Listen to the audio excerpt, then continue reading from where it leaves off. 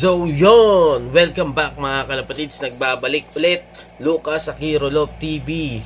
At ngayong araw na to is Monday. Ang oras natin 6:55 in the morning. At ang ating gagawin for today is magpapainom tayo ng oregano juice. At titignan na rin natin ang weather natin. Kung hindi uulan ngayong araw or ngayong umaga na to, is magpapa-first bath tayo ng ating ibon. Na sa ganon, ma-refresh sila, matanggal ang kanilang mga kuto o anip sa kanilang katawan. Na sa ganon, is magtuloy-tuloy na yung ganda ng kondisyon nila. So, bago ang lahat mga kalapatids, samahan nyo muna ako at iinom tayo ng ating paboritong kape. Sarap talaga. So samahan nyo ako mamaya sa taas, mag-check tayo. Kung alanganin at hindi tayo makakapagpaligo ng ibon, is magpapa-low play na lang muna tayo. So samahan nyo ako sa loft mamaya. Go! So yun, welcome back mga kalapatid. So magpapaligo muna tayo ng ating mga ibon. So napatoka na natin sila. So tara, samahan nyo ako, paliguan natin sila. Nasa ganun is mapreskohan sila at mawala ang mga kuto, ang tanip sa kanilang mga katawan. So let's go!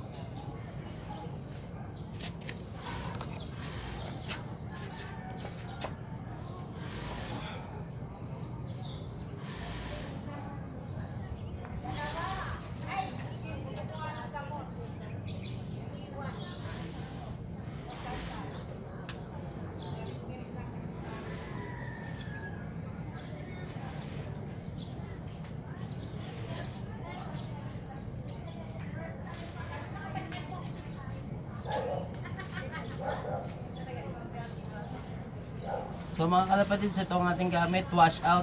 So tara, ligo tayo.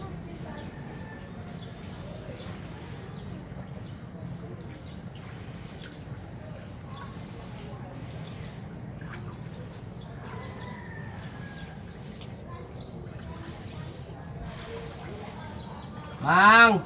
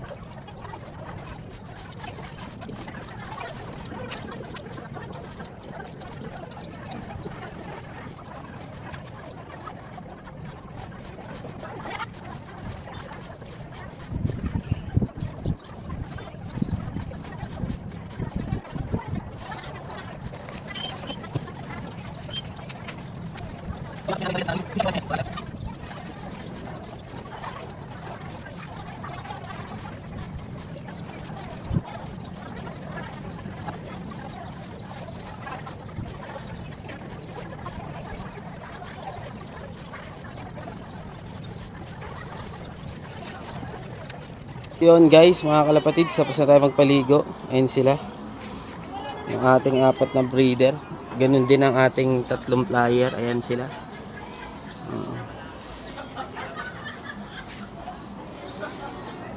Oh, yun. So, yun. Hiningal ako mga kalapatid. So, yun. What's up mga kalapatid? Tapos na tayo magpatoka. At napagpaligo na rin tayo ng ating mga flyer at breeder.